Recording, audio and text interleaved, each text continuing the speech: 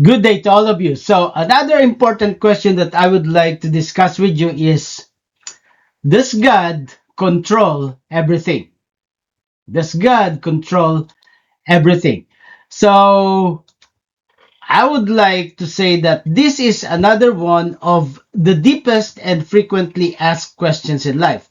When we look at the world around us, we often see chaos, suffering, confusion all around. Okay? Natural disasters, tragedies, pandemics, and personal struggles can make it seem like life is random or is spiraling out of control. Okay? And uh, in such moments, we ask this question: does God really control everything? Does God really control everything? And this question cuts to the heart of our understanding of God's sovereignty, his character, and his relationship with the world. His relationship with the world. So, does God micromanage every detail? Is he in charge even when things go wrong? You see that? Those kind of sub questions. And to answer this question, we need to dive deep into the nature of, you know, God's control, human free will, and how divine sovereignty plays out into our everyday lives. Okay, so it's important for us to note that in here. So let's start with God's sovereignty, the foundation of his control. So the Bible leaves no doubt about God's sovereignty over all creation.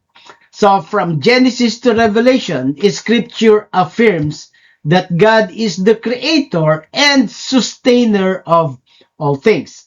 And the best passage for that is Colossians chapter 1, 16 through 17, which says, okay, it says, "For by him all things were created, in heaven and on earth, visible and invisible, whether thrones, dominions, rulers, or authorities, all things were created through him and for him.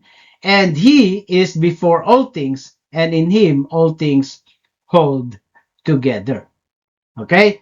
So, this passage reveals that everything, both seen and unseen, was made by God and continues to exist under his sovereign care. Okay? So God's control is not limited to the spiritual realm, it extends to the physical world.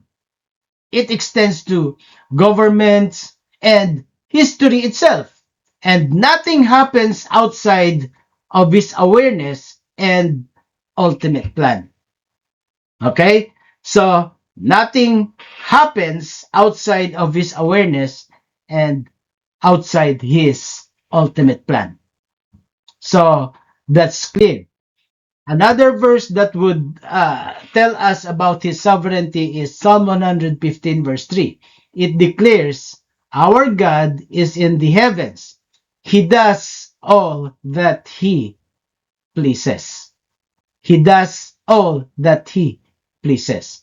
So this does not mean that God is an uninformed ruler who exercises power without reason, because he does all that he pleases. It's not like he is just exercising his power without any reason, just for the sake of exercising it. No, it's not like that. Rather, it underscores that his control is absolute. God is never caught off guard or surprised by the events, because if he is surprised, it means he doesn't know. And if he doesn't know, he is not in control. Okay? So that's what I'm saying in here. So again, God is never caught off guard or surprised by any events. And he knows the end from the beginning, according to Isaiah 46:10. And nothing happens without his permission. Okay? So Isaiah 46:10 says, declaring from the end, uh, declaring the end from the beginning and from ancient times, things which have not been done, saying, my plan will be established and I will accomplish all my good pleasure. Okay, that's what Isaiah 46:10 is saying. So he knows the end from the beginning, and nothing happens without his permission. So now, how does God controls? How does God's controls relate to human free will? Okay, so while God is sovereign, He has given humanity free will, which is the ability to make choices. Okay? So this is actually where many struggle to reconcile the idea of God's control with the reality of human responsibility. You see that? So if God is in control of everything, does our choices really matter? Does our choices really matter? And the answer to that is yes. The answer is yes. God's control does not negate human free will. Okay? His in his sovereignty, God designed a world where our choices have real consequences. Okay? Everything that we do, everything that we decide on, everything that we choose to do, there's an effect. There is consequences. So, we are not robots or puppets. We are active participants in God's plan. However, even though we have free will, God is still working in and through our decisions to accomplish His purposes. And actually, Romans chapter 8:28 offers comfort and clarity. It says, and we know that in all things, God works for the good of those who love Him, who have been called according to His purpose. Okay? This verse actually is showing us that while we make choices, both good and bad, God is actively working in every situation for our ultimate good and His glory. You see that? So even when we fail or face difficulties, God weaves everything together to fulfill His divine plan. Okay? And again, another great example to this is the story of Joseph. You know, the story of Joseph in Genesis, you know that his brothers made a terrible choice. Okay? When they sold him into slavery out of jealousy, out of envy, uh, about Joseph in relation to their father. Yet, years later, Joseph, after rising to power in Egypt, could say to them, you intended to harm me, but God intended it for good to accomplish what is now being done, the saving of many lives. What do you call that? God intended it for good to accomplish which what is now being done, and that is the saving of many lives. What do you call that? God's sovereignty. You see that? This shows that God can take even sinful or harmful actions and use them for His greater purposes. You see that? So that's clear in this verse. So what about suffering and evil, which I discussed in the other video? Why does God allow suffering? Okay, so if God controls everything, why does he allow suffering, evil, and tragedy? And another way of saying this is one of the most challenging aspect of the question of God's control. You see that? So the existence of pain and evil in the world can make it difficult to trust God if He is truly in charge. But the Bible provides insight into this uh, struggle. Okay? First, it is important to recognize that we live in a fallen world. So, when sin entered into the world through Adam and Eve's disobedience in Genesis chapter 3, it brought with it the consequences of brokenness, death, suffering, and separation from God. Okay? And much of the evil and pain we experience is a result of this fallen world. But that does not mean that God has lost control or absent in our suffering. Okay? Again, going back to Romans 8:28, he is still uh, managing those actions that we have and turn it into good to accomplish his purpose. You see that? So God permits evil and suffering, but he is not the author of it. He allows it for reasons that often go beyond our understanding. However, we know from scripture that God will one day right every wrong. Okay? Going back to Revelations 21 verse 4, it says, He will wipe away every tear from their eyes, and death shall be no more, neither shall there be mourning, nor crying, nor pain any more, for the former things have passed away.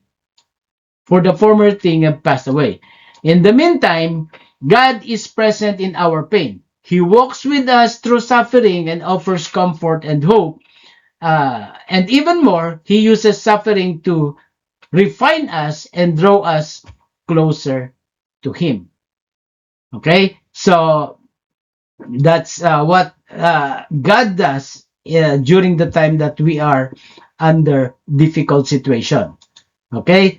James 1 2 to 4, it says, Consider it pure joy when we face trials, because those trials produce perseverance, maturity, and growth in our faith. Okay? So, important for us to note that. And ultimately, God's control is not about preventing us from ever experiencing hardship. It is about His ability to bring good out of even the darkest circumstances that we have in life. That is control. You see that? So, again, he will not prevent us from experiencing that, but he will see to it that the ultimate good will come out of that situation. You see, actually the cross of Christ is the greatest example of this truth. What appeared to be the greatest evil, Jesus' crucifixion, was used by God for the greatest good, the salvation of humanity. You see that? So, important for us to note that. So, trusting God's control in our daily lives is a must. It is important. So, understanding that God is in control changes how we live. Why? Because it gives us peace during uncertainty, knowing that nothing beyond God's grasp that is happening to us. Nothing beyond His knowledge that is happening to us. So it means He knows everything. He knows everything that is happening. And when He allows it to happen, it is for the good, as Romans 8:28 is saying. So it allows us to trust that even when we do not understand what's happening, God is working for our good and His glory. You see that? So when life feels like it is out of control, when we face, illness, financial struggles, broken relationship, or loss, we can find comfort in the knowledge that God's hands are still on the wheel. He is still driving. He is still guiding. You see that? He sees the bigger picture, and his plan is always for our ultimate benefit. Okay? That's important for us to see that. And a good verse again is Proverbs chapter 3, 5, 6. It instructs us to trust in the Lord with all your heart and lean not on your own understanding. In all your ways, acknowledge Him or submit to Him, and He will make your path straight. Okay? So, trusting in God's control means releasing our need to have everything figured out and resting in the assurance that God is good, wise, and loving. Because at the end of the day, there are things in this life that we cannot really figure out. There are things in this life that we cannot understand. It is beyond our understanding. And only God can explain that probably later or when we face Him. You see that? So important for us to note that. So therefore, does God control everything? The answer is yes. Yes, God is in control of everything. His sovereignty extends over all creation, every event, and every detail of our lives. And He works through both the good and the bad, our successes and failures, to accomplish His perfect plan. You see that? And at the same time, He gives us responsibility of free will, allowing our choices to matter while still interweaving them into His grand design. You see that? So while we may not always understand why things happen the way they do, we can trust in God's control. We can trust in God's control because He is indeed in control. And Isaiah can prove that. His ways are higher than ours, and He is always working for the good of those who love Him. Isaiah 55, 8 to 9. Okay? His thoughts are higher than our thoughts, and His ways are higher than our ways. So, in moments of uncertainty, in moments of the time that we cannot understand our pain, we need to take heart that the God who created the universe is still in control and His purposes will always prevail. May the Lord comfort us with this truth. And this truth will always be the truth because this is what the Word of God is saying.